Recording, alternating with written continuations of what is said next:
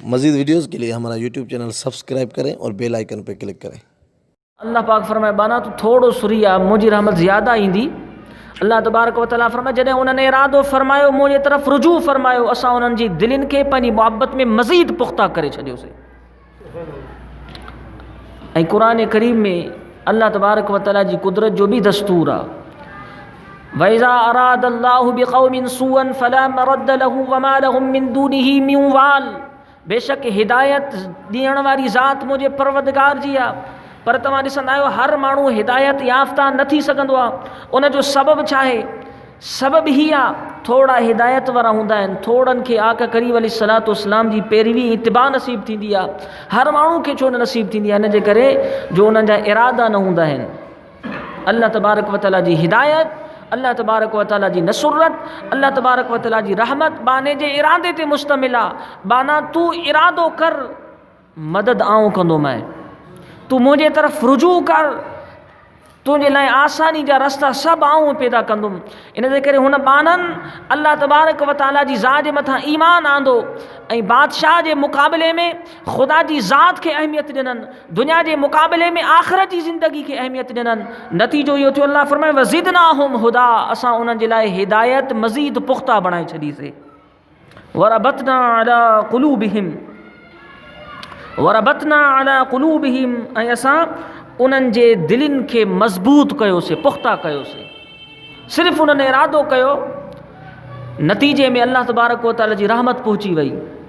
इरादो कयो न, रहमत पहुची वई। बादशाह जे अॻियां बि इनकार करण लाइ जुर्रतमंदी खपंदी हुई, बहादुरी खपंदी हुई।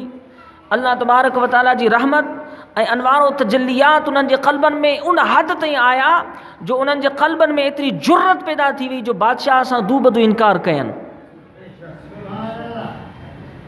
वरबतना अला क़ुलूबिहिम इज़ क़ामू फ़क़ालू रब्बुना रब्बुस समावाति वल अर्द। बादशाह खे चवण लॻा, जंहिं टाइम ते बादशाह जे साम्हूं विया, बादशाह खे चवण लॻा त बेशक असां उन रब खे मञीदासीं जेको ज़मीन ऐं आसमाननि जो रब आहे। लन नदउ मिन दूनिही इलाहन लक़द कुन्ना इज़न शतता, ऐं असां उन खां सवाइ कंहिं जी बि इबादत हरगिज़ न कंदासीं। उहे बाना जंहिंजो वाक़ियो क़ुरान अज़ीम शान में अल्लाह तबारक व तआला आका करीम अलैहिस्सलातु वस्सलाम जे ज़रिए सां तव्हां असां ताईं बयानु फ़रमायो आहे, उन जो आउं निचूड़ अर्ज़ करे रहियो आहियां। हज़रत सैयदना इब्न अब्बास रज़ी अल्लाह तआला अन्हु फ़रमाइनि था, जॾहिं उहे बाना राति जे टाइम ते निकिता त रस्ते में उन्हनि खे हिकु धनार मिलियो। उहो धनार बि उन्हनि जे पोयां लॻी पियो, उन्हनि सां कठे उहो धनार बि शामिल थी वियो हुयो। धनार वलीअनि जे पोयां लॻो। उहे वली जन दुनिया खे तरक करे सिर्फ़ु मौला जी मोहब्बत उन जी बंदगी खे क़बूल कयो, धनार बि उन्हनि जे पोयां लॻो। अल्लाह और रब्बुल आलमीन जी ज़ात व बरकात उन्हनि वलीअनि जी मइयत जे करे धनार खे बि दोस्त बणाए छॾियो। ही कोई आम बाना न हूंदा आहिनि दुनिया खे तरक करे पंहिंजे परवरदिगार जी बंदगी में ज़िंदगी जा लम्हा गुज़ारण वारा, दुनिया जी ग़ुलामी खे ठोकर हणी अल्लाह जे महबूब नबी जी इत्तिबा करण वारा, उन जी ग़ुलामी इख्तियार करण वारा, इहे कोई आम न हूंदा आहिनि। अल्लाह तबारक व तआला जी ज़ात व बरकात जो हुज़ूर में इन्हनि जो एतिरो मक़ाम हूंदो आहे जो दुनिया में अगरि कोई आम माण्हू, कोई मुजरिम, कोई फासिक अगरि उन्हनि सां लहूं लॻाईंदो आहे त उहो बि वक़्त जो वली बणिजी वेंदो। हज़रत काब रज़ी अल्लाह तआला अन्हु फ़रमाइनि पिया, जॾहिं उहे रस्ते सां वञनि पिया, धनार उन्हनि खे मिलियो, धनार बि अल्लाह जो वली।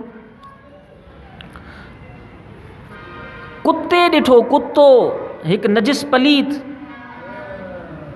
कुते ॾिठो, नूरानी चेहरा, कुतो हिननि जे मथां भौंकण लॻो।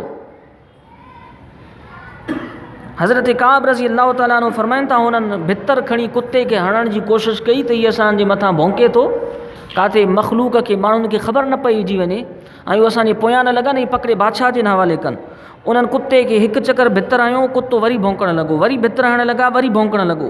आख़िर कुते अल्लाह पाक जे हुज़ूर में दुआ कई त परवरदिगार, ही तुंहिंजा बाना मुंहिंजे भौंकण खे नथा सम्झनि, तू मुंहिंजो ख़ालिक मालिक रब आहे, मुझे भौंकण के तो तू समझी रहियो आहे, या अल्लाह मूंखे ज़बान अता कर त इन्हनि जी ॿोली लबो लहजे में आऊं इन्हनि सां कलाम कयां। उहो कुत्तो, अल्लाह तबारक व तआला उन कुत्ते खे ज़बान अता फरमाई ऐं उहो कुत्तो पंहिंजे ॿिनि टंगुनि ते ई सिधो थी बीही उन्हनि खे चवणु लॻो त मूंखे मारियो छाजे लाइ था, मूंखे मारियो छाजे लाइ था, मां कुत्तो ज़रूरु आहियां पर अल्लाह जे दोस्तनि सां मुहबत करण वारो आहियां।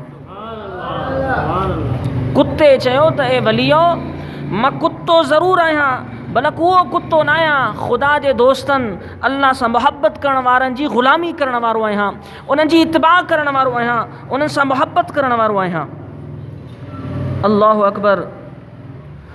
उन वलीअनि ॾिठो त हीउ कोई आम कुत्तो कोन्हे। कुत्ते उन्हनि खे चयो तव्हां मूंखे पाण सां गॾु खणो। वाह कुत्ता तुंहिंजा भाग। चवणु लॻो त ए वलीअ मूंखे पाण सां कठे खणो, मूंखे पाण सां जोड़ियो, मूंखे पंहिंजी संगत में कठे कयो। आउं हिकु ॻाल्हि ज़रूरु आहे, कहिड़ी, जिते तव्हां वेहंदव उते आउं तव्हांजी चौकीदारी कंदुसि, दुश्मन खां हिफ़ाज़त कंदुसि। कुत्ते छा चयो त आउं तव्हांजी ग़ुलामी कंदुसि, ग़ुलामी। वाह वाह सामईन, उन वलीअनि उन कुत्ते खे बि पाण सां कठे कयो। हाणे मां तोखे हदीस पाक जो मफ़हूम ॿुधायां जंहिं तहत ही वाक़ियो मां अर्ज़ु कयो आहे। हदीस पाक जो मफ़हूम आहे क़यामत जे ॾींहुं इन कुत्ते जो ज़िक्र क़ुरान करीम में केतिरा ई मरतबा आयो आहे। सूरह कहफ़ में जिथे असहाबे कहफ़ जो अल्लाह तबारक व तआला तज़किरो फ़रमायो आहे, जिथे असहाबे कहफ़ जो तज़किरो फ़रमायो आहे, उन्हनि सां कठे अल्लाह तबारक व तआला हिन क़ुरान में कुत्ते जो नालो ॼाणायो आहे। कुत्ते जो, हर कुत्ते जो नालो क़ुरान में न आहे, फ़क़ति उहो कुत्तो जेके ख़ुदा जा आशिक़, ख़ुदा जा मुहिब आहिनि, उन्हनि जी ग़ुलामी करण वारे जो मक़ाम बि इहो आहे जो उन जो नालो क़ुरान अज़ीम शान में अची वियो। अल्लाहु अकबर। उन कुत्ते जे मुतालिक़ रिवायत में आहे त क़यामत जे ॾींहुं इहो कुत्तो कुत्तो न हूंदो। इन ग़ुलामी जे करे जो अल्लाह जे दोस्तनि जी ग़ुलामी जी वफ़ा कई, वाइदो कई, इन जे करे अल्लाह तबारक व तआला क़यामत जे ॾींहुं इन खे शकिल सूरत इंसानी ॾेई इन खे जन्नत में दाख़िल फ़रमाईंदो। वाह कुत्ता तुंहिंजा भाग। हुयो कुत्तो जन्नत अल्लाह तबारक व तआला इंसाननि जे लाइ ठाही आहे, ईमान वारनि जे लाइ, पंहिंजे नेकबाननि जे लाइ। अल्लाह अकबर। पर उन नेकबाननि जी ग़ुलामी करण वारो कुत्तो जन्नत में वञी सघे थो त अल्लाह अकबर, इंसान जेको अल्लाह जे वलीअनि जी ग़ुलामी ख़िदमत करे उनजो छा शान ऐं मक़ाम मरतबो। ऐं हीउ कुत्तो बि हुज़ूर जी उम्मत जो न, हीउ कुत्तो बि अॻियनि हुज़ूर जे उम्मत जे वलीअनि जो न, उहा त और शइ आहे। हीउ अॻियनि नबीअनि जे उम्मत जे वलीअनि जी ख़िदमत करण वारो कुत्तो, उन जे लाइ कानून कुदरत बदिलजी वियो। क़यामत जे ॾींहुं कुत्तो बि जन्नत में वेंदो, छाजे करे जो अल्लाह जे दोस्तनि जो वफ़ादार आहे। त सामईन, हीउ हुयो क़ुरान अज़ीम शान में अल्लाह तबारक व तआला पंहिंजनि दोस्तनि जो वाक़ियो तफ़सील सां बयानु फ़रमायो। ऐं उन जो कुझु निचूड़ अर्ज़ु कयो। अगरि अल्लाह तबारक व तआला जी ज़ात बबरकात तौफ़ीक़ बख़्शी त अञा कुझु इन जूं मुहबत वारियूं ॻाल्हियूं आहिनि जेके अल्लाह तबारक व तआला चाहियो त ईंदड़ जुमे ते तफ़सील सां बयानु कंदुसि। मज़ीद वीडियोज़ के लिए हमारा यूट्यूब चैनल सब्सक्राइब करें और बेल आइकन पर क्लिक करें।